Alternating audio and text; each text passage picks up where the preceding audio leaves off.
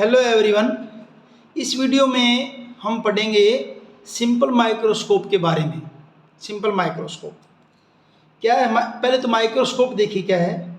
Microscope is a device which is used to see very small objects which can not be seen with naked eye. Microscope ऐसी device है जो बहुत छोटे object को देख सकती है जिनको आप नेकेड आई से नहीं देख सकते। ये तो आपकी सिंपल माइक्रोस्कोप की डेफिनेशन है। अब ये सिंपल माइक्रोस्कोप क्या है इसके अंदर देखिए। सिंपल माइक्रोस्कोप में क्या है, प्रिंसिपल क्या है इसका सिंपल माइक्रोस्कोप का। When an object is placed between focus and optical centre of a convex lens, जब किसी ऑब्जेक्ट को आप फोकस के और ऑप्टिकल सेंटर के बीच में रखेंगे, a virtual and erect image will be formed on the same side of the object. एक वर्चुअल इरेक्ट जो है इमेज बनेगी सेम साइड में, जिस साइड में आपका क्या है ऑब्जेक्ट है। कैसे ये रे डायग्राम उससे आपको पता चल जाएगा। ये जैसे ये आपका है प्रिंसिपल एक्सिस, ये प्रिंसिपल एक्सिस आपका, और यहाँ ले लिया हमने एक कन्वेक्स लेंस ले लिया।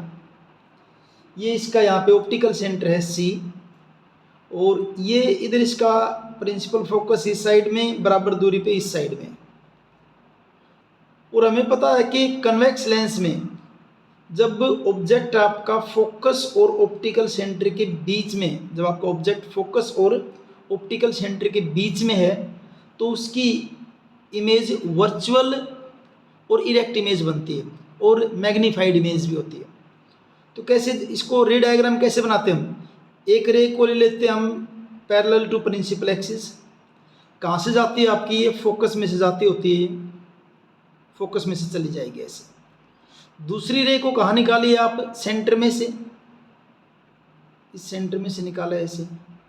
शक्ल से दिख रहा है कि फिगर से पता चल रहा है कि आपस में मिलेंगी नहीं, लेकिन अगर आप इनको बैकवर्ड पीछे की तरफ इनको अगर इंक्रीज करेंगे तो they will appear to meet, आपको मिलती हुई दिखाई देंगी। सपोज करो यहाँ जाके मिल गई आपकी, यहाँ जाके पॉइंट थोड़ा इसमें दिख नहीं रहा है। और मान लीजिए ये आपका ऑब्जेक्ट जो है यहाँ पे ये ए बी है, और ये आपकी इमेज बनी थी, ये वाली इमेज वर्चुअल इमेज जो कि मैग्नीफाइड भी है। इस पॉइंट को हमने क्या कह दिया? ए डैश, यहाँ कर दिया अभी ए डैश, इसको ए डैश, और नीचे ये पॉइंट आपका क्या है? B dash. तो ये virtual magnified and erect image बन गई। कब? जब ऑब्जेक्ट को हमने कहाँ रखा है? सेंटर ऑफ कर्वेचर और फोकस के बीच में जब रखा है तो ये सिंपल माइक्रोस्कोप की बात बताई। A virtual and erect image will be formed on the same side of the object. होता क्या है इसके अंदर? फिगर वैसे हमने पहले बना दी है, देखिए क्या है। एन ऑर्डिनरी कन्वेक्स लेंस, कोई भी ऑर्डिनरी कन्वेक्स लेंस जिसकी फोकल लेंथ क्या है? स्मॉल फोकल लेंथ होनी चाहिए। Held close to the eye, आँख के पास रखिए।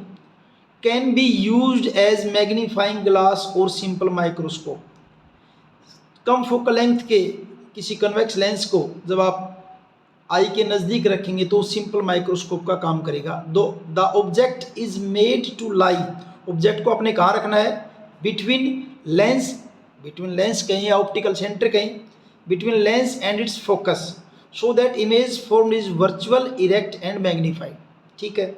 As the object is to be seen clearly, क्योंकि आप ऑब्जेक्ट को क्लियरली देखना है, तो the image is made to be lie at a distance of distinct vision.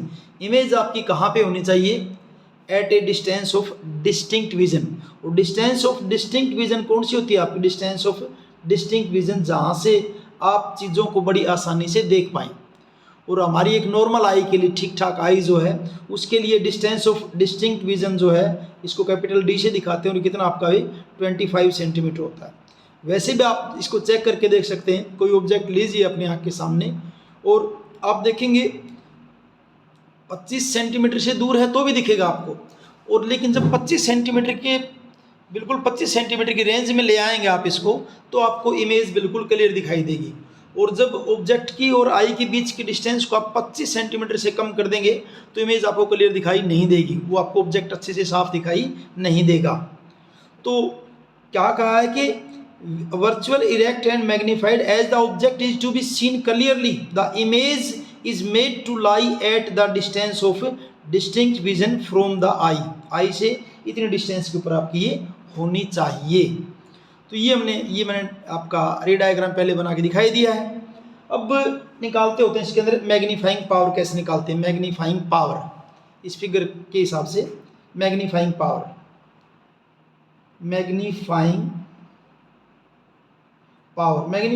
क्या होता है कि कोई इमेज आपको कितनी छोटी या कितनी बड़ी दिखाई देती है और वो आपकी किसके बराबर होती है, angle made by the image, angle या सबटेंड या made, angle subtend at the eye, angle subtended at eye by image to the, नीचे क्या आपका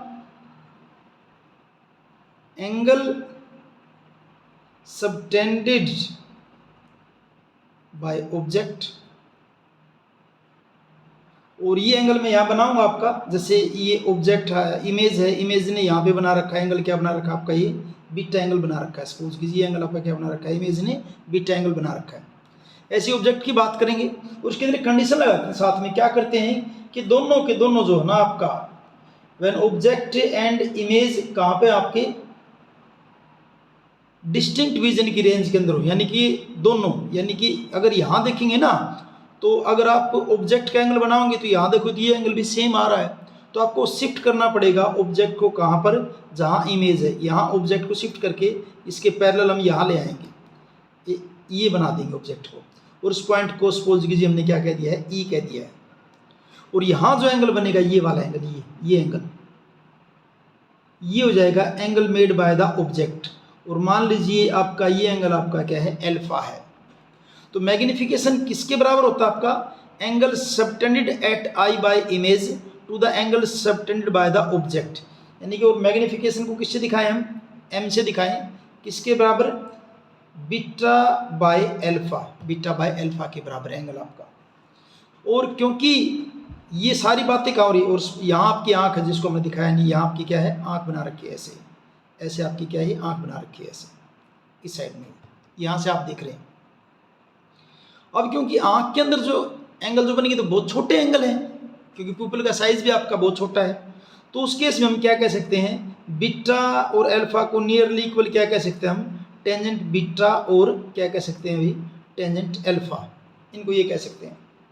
ठीक है, तो मैग्निफिकेशन फिर किसके बराबर करेंगे, ऐसे देखिए m is equal to tangent beta देखिए ये एंगल है, तो ट्रायंगल कौन सी आपकी, A dash B dash C, इस ट्रायंगल की बात करें, A dash B dash C. और टेंजेंट किसके बराबर होता है आपका, परपेंडिकुलर बाय बेस। और बीटा की बात करेंगे तो परपेंडिकुलर यहाँ पे आपका क्या है, A dash B dash divide by base आपका क्या है, B dash C. Tangent alpha जब निकालेंगे तो इस वाले को लेंगे यहाँ पे, ये वाली, तो यहाँ क्या आपका परपेंडिकुलर क्या आपका, E B dash divide by ये भी आपका क्या है, बी डैश सी से बी डैश सी, ये आपका बी डैश सी, और ये भी आपका क्या है, बी डैश सी। बल्कि इसके अंदर हम ये करेंगे, अब बी डैश सी से बी डैश सी तो कैंसिल हो जाएगा, और कैंसिल होने के बाद आपका क्या बचेगा यहाँ पे, फिर आपका जो है ये बचेगा आपका A dash B dash by E B dash. और ये ई बी डैश किसके बराबर है, ए बी के बराबर है, इसी के बराबर तो लिया था, यानी A dash B dash by E B dash की जगह हमने क्या ले लिया, ए बी ले लिया। ठीक है जी, यानी m इज इक्वल टू हमने क्या निकाल लिया, m इज इक्वल टू हमने कर दिया a dash b dash by A B.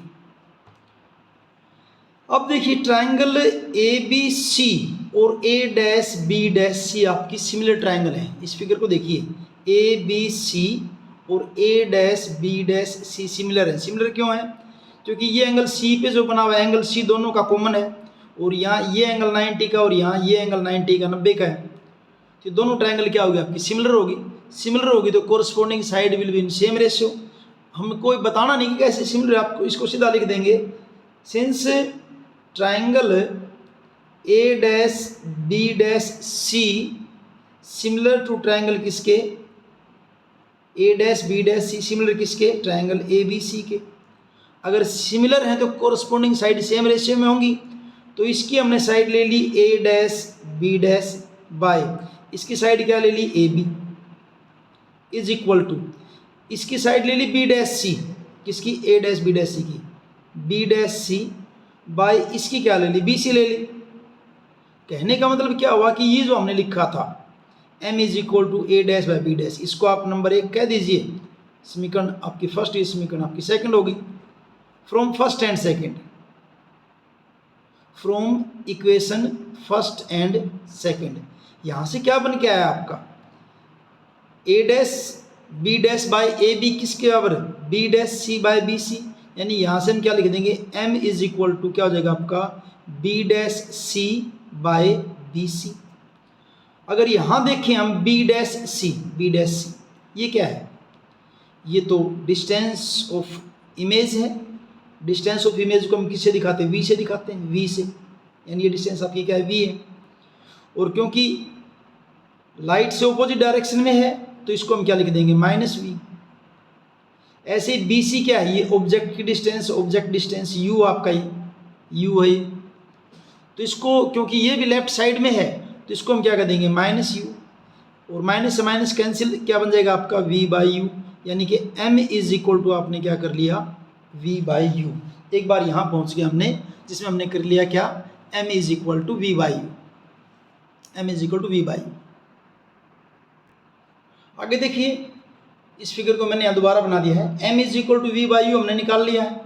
उसके बाद आगे देखिए क्या है, एज वी नो, आपका लेंस फॉर्मूला क्या है, 1/v minus 1/u is equal to क्या था आपका 1/f होता है, इसके बराबर होता है आपका। आप मल्टीप्लाई कर दीजिए दोनों साइड से, v से मल्टीप्लाई कर दीजिए, 1/v minus 1/u is equal to 1/f, multiply both side by v से मल्टीप्लाई करेंगे तो ये हो जाएगा आपका v/v माइनस ये हो जाएगा v/u, और ये आपका क्या हो जाएगा v/f, मल्टीप्लाई कर दिया अभी, तो ये v से भी cancel 1 minus v/u is equal to v/f, ठीक है। अब 1 माइनस v/u हमने किसके बराबर निकाला है, m के बराबर निकाला, v/u किसके बराबर निकाला हमने, m के बराबर निकाला हमने इसको, तो इसकी जगह लिखा मैंने m is equal to v/f, इसको ये v है, v/f को इधर लेके आऊँगा माइनस v/f, और m को दाएं साइड में ले जाऊंगा, आपका क्या जाएगा, आपका ही प्लस m हो जाएगा। अब देखिए, क्योंकि इमेज आपकी कहाँ पे बन रही है, इमेज कहाँ बन रही थी, at distance of distinct vision, ये इमेज कहाँ बन रही है, at the distance of distinct vision, लिख देता हूँ यहाँ पे, as image is formed, as image is formed at least distance of distinct vision, least distance of distinct vision जिसको हम d से दिखाते हैं, and is virtual, virtual का मतलब है same side of the object, and is virtual, तो उस केस में हम v को क्या कह देंगे -d, यानी कि यहाँ जो हमने v है, इस v को हम क्या कर देंगे -d, यानी कि यही फिर क्या बन जाएगा आपका, यहाँ से 1 माइनस v की जगह हमने क्या लिख दिया -d, और by f is equal to किसके, m के, और ये क्या बन जाएगा 1 plus d by f is equal to m, या ये कह सकते हैं m is equal to 1 plus d by f। ये आपका मैग्नीफिकेशन पावर हो जाएगी सिंपल माइक्रोस्कोप की, और इससे आपको देख के पता भी चल रहा है इससे कि यहाँ जितनी आपकी फोकल लेंथ कम होगी, कि smaller the focal length greater will be the magnifying power, जितनी ज़्यादा कम होगी smaller the focal length, smaller the focal length, greater will be magnifying power.